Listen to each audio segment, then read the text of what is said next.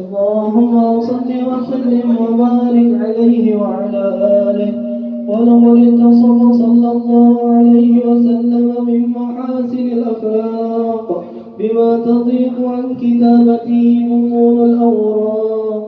كان حبيبنا صلى الله عليه وسلم أحسن الناس خلقا وخلقا وأولهم إلى مكارم الأخلاق سبقا وأوسعهم بالمؤمنين حلما ورفقا. برا رؤوفا لا يقول ولا يفعل إلا معروفا. له الخلق السهل واللفظ المحتوي على المعنى الجزيل. إذا دعاه المسكين أجابه إجابة معجلة.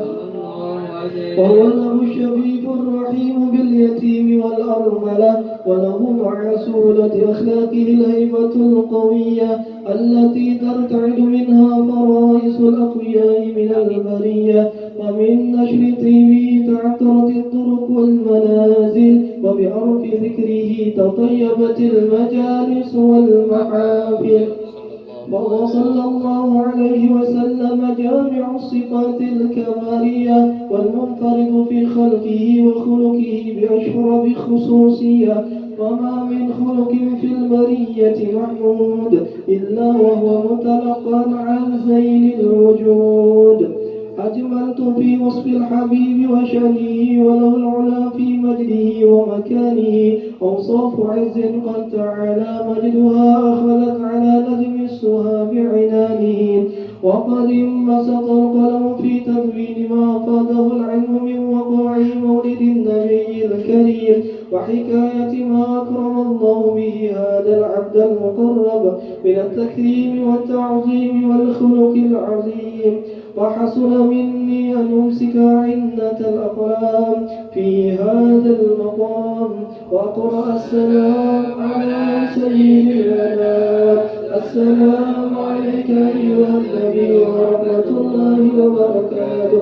السلام عليك أيها النبي ورحمة الله وبركاته. السلام عليك أيها النبي ورحمة الله وبركاته. وبذلك يحسن الختم كما يحسن التقديم، وعليه أفضل الصلاة والتسليم. اللهم صل وسلم والصلاة والتسليم على سيدنا ونبينا محمد الرؤوف الرحيم. اللهم صل وسلم وبارك عليه وعلى آله. بسم الله الرحمن الرحيم. الحمد لله رب العالمين. اللهم صل وسلم على سيدنا محمد وعلى آل سيدنا محمد. ولما نظم الفكر من درار الأوصاف المحمدية يقودا، توجهت إلى الله متوسلا بسيدي وحبيبي محمد صلى الله عليه وسلم أن يجعل سعي فيه مشكورا وفعلي فيه محمودا، وأن يكتب عملي في الأعمال المقبولة، وتوجهي في التوجهات الخالصة والصلات الموصولة. اللهم يا من إليه تتوجه الآمال فتعود ظافرة، وعلى باب عزته تحط الرحال فتمشاها منه الفيضات الغامرة، نتوجه إليك بأشراف الوسائل لديك سيد المرسلين عبدك الصادق الأمين سيدنا محمد الذي عمت رسالته العالمين، أن تصلي وتسلم على تلك الذات الكاملة مستودع أمانتك وحفيظ سرك وحامل راية دعوتك الشاملة، الأب الأكبر المحبوب لك والمخصص بالشرف الأبخار في كل موطن من مواطن القرب ومظهر، قاسم إمدادك في عبادك وساكك وشابك لأهل ودادك سيد الكونين وأشرف الثقلين، العبد المحبوب الخالص المخصوص منك بأجل الخصائص. اللهم صل وسلم عليه وعلى آله وأصحابه وآل حضرة اقترابه من أحبابه. اللهم إنا نقدم إليك جاه هذا النبي الكريم العالم مفتي محمد خالد بن العالم العلامة خليفة حسن الدين بن مولانا الشيخ Muhammad Arsyad Al-Banjari, dan bermula nasab beliau daripada pihak ibunya ialah Masliyah bintu Safiyah binti Iyang binti Muhammad Yusuf ibn al-Alim al-Allamah Mufti Muhammad Khalid ibn al-Alim al-Allamah Khalifah Hasan al-Din bin Maulana Syekh Muhammad Arsyad Al-Banjari. Maka berkumpullah nasab orang tuanya pada datuknya yang kelima, yaitu Al-Alim Al-Allamah Mufti Muhammad Khalid.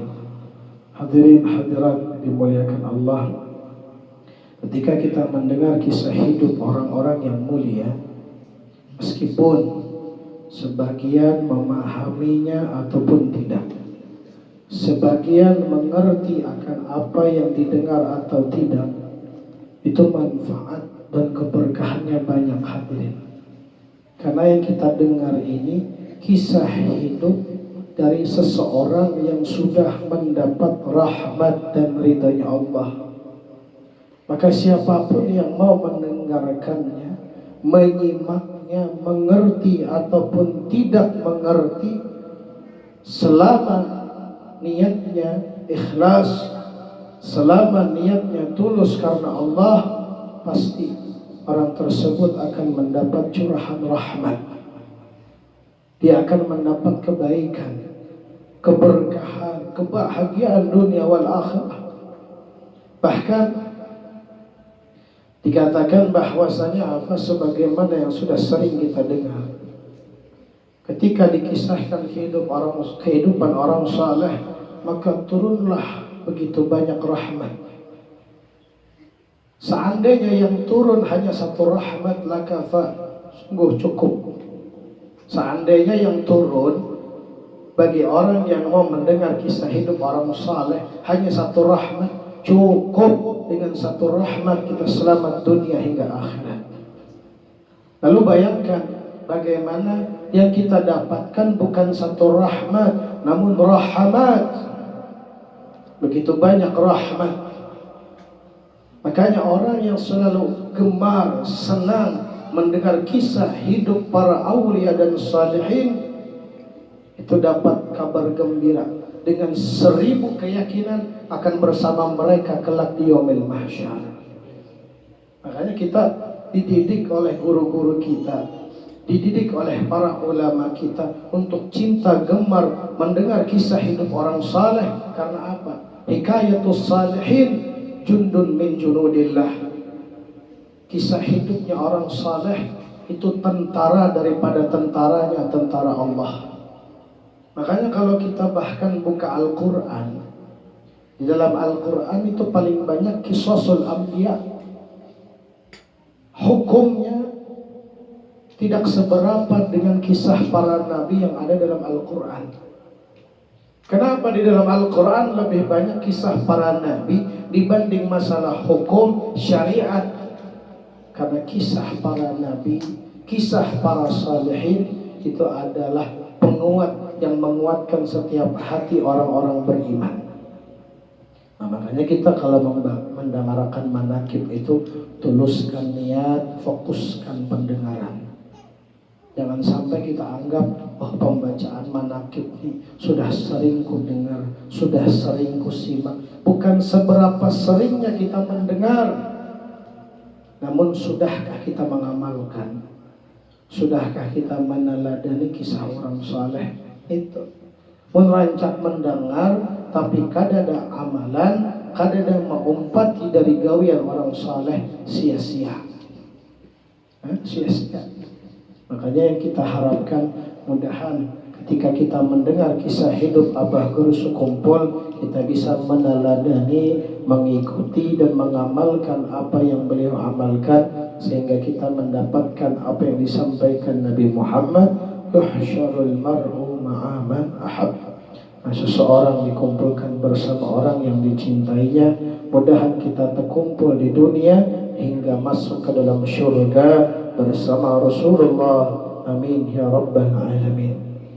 Lalu kemudian apa? Dikatakan bahwasanya ketika mendekati masa kelahiran beliau, di saat itu negeri Banjar ini dalam keadaan kacau balau, yaitu waktu tentara penjajah Jepang sudah memasuki negeri Banjar. Dan untuk mendapatkan rasa aman, maka kedua orang tua beliau keluar dari kampung Keraton menuju kampung Tunggulirang seberang, menuju ke rumah Abdullah yang merupakan sepupu dari neneknya beliau yang bernama Sofiyah. Dan di sanalah mereka tinggal untuk sementara waktu.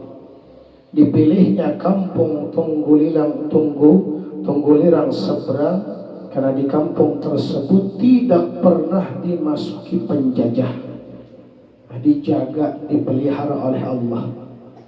Nah, ini menjadi satu pertanyaan, kenapa kampung itu dijaga? Kenapa kampung itu dipelihara Allah? Kenapa kampung itu diistimewakan Allah? Ternyata sebabnya apa, hadirin? Karena di situ ada seorang ulama yang bernama Tuan Guru Haji Abdurrahman atau yang dikenal Tuan Guru Haji Adu yang tinggal di Tunggulirang. Jadi berkahnya kampung itu tidak mampu dimasuki penjajah karena ada orang saleh. Makanya kalau seandainya di tempat kita Allah titipkan seorang yang saleh, maka syukurilah nikmat itu. Karena kalau tidak ada orang saleh, kampung tidak akan mungkin aman. Kampung tidak akan mungkin berkah. Tapi kalau sudah ada orang salehnya yang setiap malam meminta ampun, berdoa kepada Allah untuk kita umat Rasulullah yang banyak dosa, maka dengan istighfarnya orang saleh, bala yang akan turun Allah tahan. Makanya pernah kami mendengar satu kisah bahwasanya Sahibul Manaqib yang kita baca, Abah Guru Sekumpul ini, setiap malam di tengah malamnya beliau di dalam munajatnya itu menangis, menggeraung minta ampun, bukan hanya untuk beliau, istri dan anak beliau kada, tapi yang beliau mintakan kepada Allah dan menjadi sebab beliau menangis secara histeris apa? Kata beliau, ampunilah seluruh dosa umat Rasulullah. Nah, makanya kalau sudah dalam satu kampung itu ada orang saleh, meskipun kita banyak dosa, meskipun kita banyak salah, dengan istighfarnya mereka, permintaan ampun mereka kepada Allah untuk kita, bala itu ditahan. Makanya apa kata Imam Al-Haddad, laulahum bainal anam laduktikat ardun wa jibalun lirtikabil khati'ati. Kalau bukan karena ada di sekitar kita ini orang-orang saleh, maka sungguh apa, karena dosanya kita, karena lalainya kita, karena maksiatnya kita, itu gunung sudah diangkat, dibenturkan satu dengan yang lainnya, kata ulama. Bahkan apa, bumi ini dihancurkan, namun karena masih ada orang saleh, kita dijaga Allah, kita dipelihara Allah. Nah, makanya mudahan kita doakan semoga orang-orang saleh di antara kita yang masih hidup dipanjangkan umurnya, disehatkan jasmani dan rohaninya, dan semoga kita bisa berjuang bersama mereka untuk Nabi kita Muhammad sallallahu alaihi wasallam.